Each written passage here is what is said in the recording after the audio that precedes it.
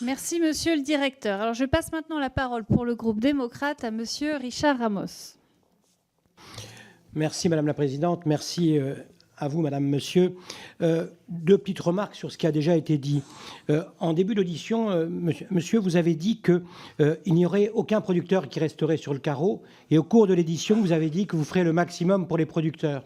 Donc, je voulais savoir si le maximum, c'est bien qu'on n'aura aucun producteur sur le carreau.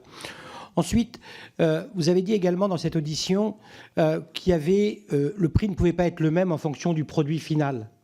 Mais pour le paysan, il fabrique pour lui un litre de lait. Il n'y a pas des vaches qui feraient du lait premier prix et du lait qui ne serait pas premier prix. Et il se lève tous les matins ici, 7 jours sur 7, pour aller travailler dans un métier qui est dur.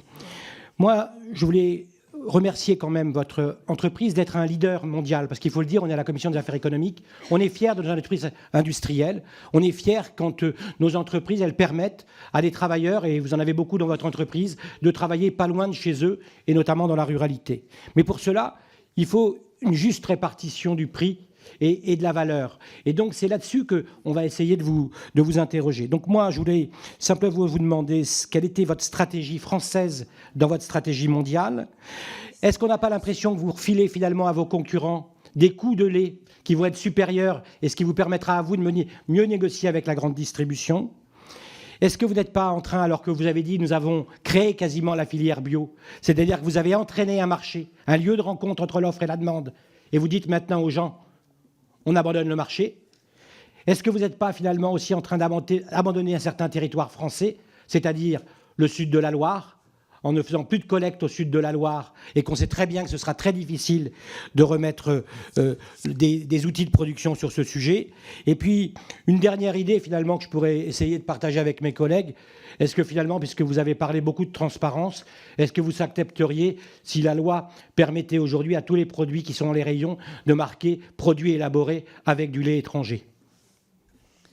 Merci, monsieur Ramos. Monsieur le directeur.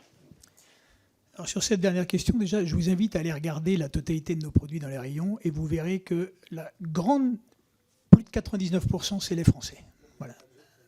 Donc, moi, je n'ai pas de problème là-dessus. Le seul dont on me cite toujours l'exemple, c'est le fameux beurre président, parce qu'on manque d'un peu de crème de temps en temps. La réalité des produits Lactalis, c'est que c'est fait de lait français. La stratégie du groupe, elle est bien évidemment de continuer à développer la France. C'est notre premier marché prioritaire, nous y sommes attachés. Nous investissons, je vous l'ai dit, on s'occupe aussi des AOP et activement pour développer les AOP. On a, encore une fois, et ce, tout circuit.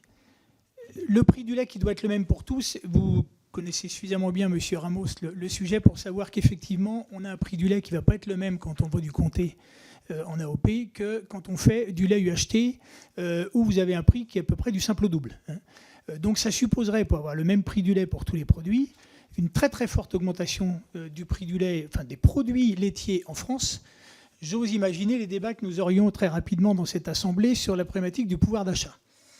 Donc ça aussi, on pourra en parler. Donc cette répartition de la valeur, après la répartition de la valeur, encore une fois, je suis satisfait de voir que le revenu agricole laitier français a nettement augmenté depuis le démarrage de cette loi Egalim.